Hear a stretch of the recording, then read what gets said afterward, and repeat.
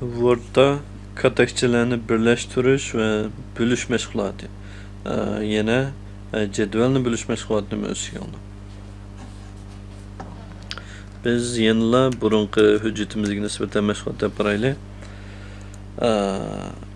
Word cedvel sızganda ba'zida biz bir qancha katakni birlashtirib bir katak qilishga muhtoj bo'lamiz.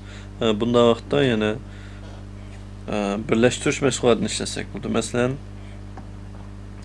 bu yerda biz xohlagan ikki katakni birlashtirib bir dona katak qilmoqchi bo'lsak, bu ikki katakni tanlagandan keyin bu yerdan katakchini birlashtirish knopkasini bossak bo'ladi. Yani bu vaqtda bizningki ikki dona katakimiz birlashib bir dona katakchi bo'lib ketdi. Yoki bo'lmasa biz bu yerdagi bütün bir qurni birlashtirib birlam katakchi qilib olsak bo'ladi. Chunki biz bu yerga bir narsa yozmaymiz. Shunga buni birlashtirib olsak bo'ladi. Yani bizning bütün qurimiz birlashib bir dona katak bo'ldi. Hamda mushuninki o'xshashlar stollarni birlashtirib ishlatgan bo'ldi. Yani bu vaqtda biz xohlagan stolni tanlab katakchilarni birlashtirish deganni tanlasak, bu birlashidi. Masalan, buningga o'xshash.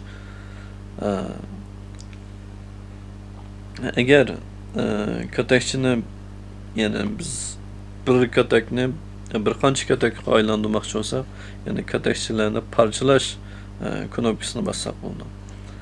Yani bu yerda qancha red yoki qancha ston qilsa demakchi. Biz bu yerda bu red soni bir red turaverdi. Biz buni ikki qur qilmoqchi. Yani maqsadga yetdik. Yani bir katakni ikki katak qilish maqsadiga yetdik. Shuningga o'xshashlar biz bu kataklarni yana parchalasak bo'ldi. Yani bu yerga mouse'ni keldik. Katakni parchalash knopkasini bosdik. Hamda biz rassonni ko'paytsak bo'ldi. Yani biz bu katakni ikki dona katak o'zgartmoqchi, yani ston soni ko'paygan holatda. Qur soni o'zgarmaydi. Bu vaqtda ma'qul degan knopkani bossak, bu ikkiga o'zgardi. Yoki bo'lmasa biz buningki qursonni ko'paytili. Mushunaq katakdan asti-usti qilib ikki katak qilayli. Bu vaqtda qursonni ikki qildik, ma'qul dedik, bu ikkiga o'zgardi. Yani bu katakchilarni parchalash yoki bölüş mashg'uloti. Endi shundaqla katakchilarni bo'lganga o'xshash jadvalni bo'lib ikki jadval qilyotgan. Bu vaqtda bu bir jadval mustaqil ikki jadval bo'ldi. Masalan, biz bu yerdan bu jadvalni parchalamoqchi bo'lsak, jadval parchalash degan bu knopkani bossak bo'ladi.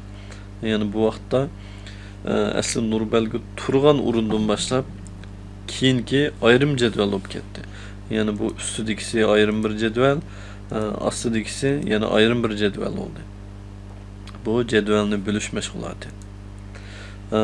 Shuning bilan katak parchalash yoki bölüş, katakchilarni birlashtirish, jadval bölüş mashg'uloti mushu yerda tugadi.